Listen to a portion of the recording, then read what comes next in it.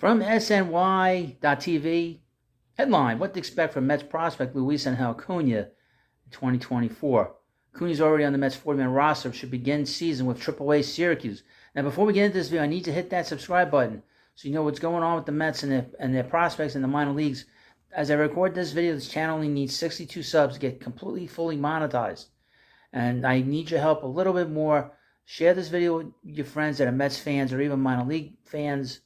I need you to help me out with this channel. This is the last time I'll ask you to subscribe to something brand new, and this was a bit of a surprise to me, this channel, and it's all because of you.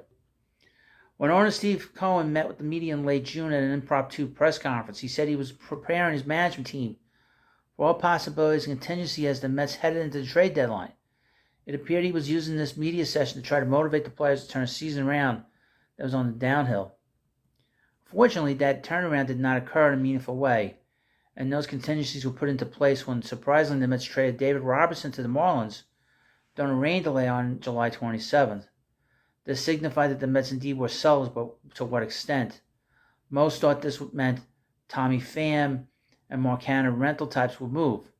It was up in the air what the Mets would do with their two $43 million arms and Max Scherzer and Justin Verlander. There were layers to this with Scherzer's salary, which the Mets would need to absorb plenty to get a meaningful return, in addition to a no-trade clause and an opt-out that potential acquiring teams wanted him to waive. 2 days after the trade of Robinson, the buzz started growing. Scherzer was getting close to being traded to the Rangers. This led to me and plenty of other scouts scouring the Twitter X feeds of Rangers minor league affiliates to see who was out of the lineup that day. There were names like Sebastian Walcott, who was out due to disciplinary reasons, and Brock Porter was reportedly scratched from the start, and then he wasn't. When AA Frisco's lineup came out and was missing 21-year-old infielder Luisangel Acuna, word began to leak that Acuna was the return to the Mets for Scherzer. 1 day later, Scherzer waived his no-trade clause as well as his opt-out and was officially a Ranger and Acuna a Met. Prior to joining the Mets organization, Acuna was having a strong campaign for Frisco with a slash line of .315, .377, .453. Although some of those numbers were aided by a .381 BBAP, which insinuates he had a level of good luck.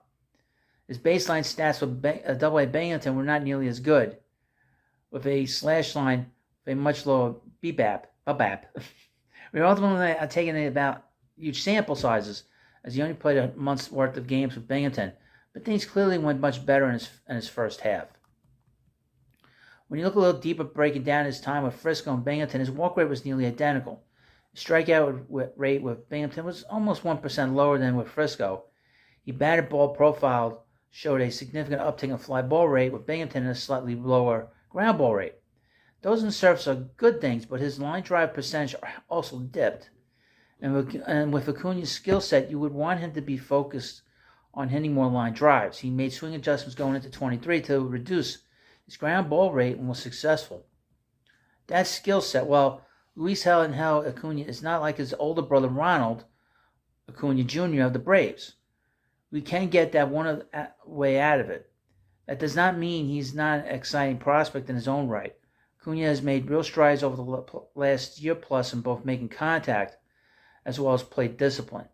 Though he's still susceptible to chasing breaking balls at times, I do think, as the writer says, there's potential for him to hit 270, 280 with reasonable good on-base percentage and 30-plus doubles.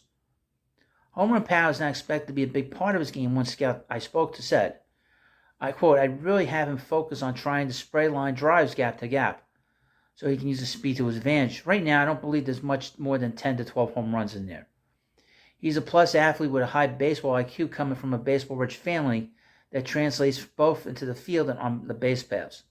Defensively, he has played mostly shortstop and second and has begun to dabble in center field. Most scouts believe second base is going to be his best long-term home. As a base runner, he posts plus sprint speed and has stolen at least 40 bases every full season in the minors, including 57 in 2023. He should be a stolen base threat at the next level as well. In 2024, Acuna, who is already on the Mets 40-man roster, should begin the season with AAA Syracuse.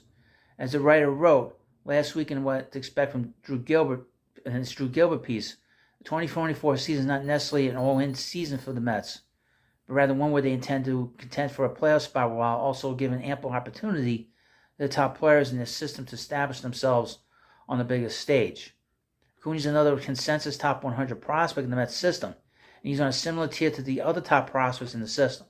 Jett Williams and Gilbert, who all could potentially make their major league debut in 2024. So hopefully you like this video. Let me know what you think about this video. Of course, please subscribe to the Prospect Hut. It's getting close to getting monetized. And I want to thank you for coming by, and I'll see you later.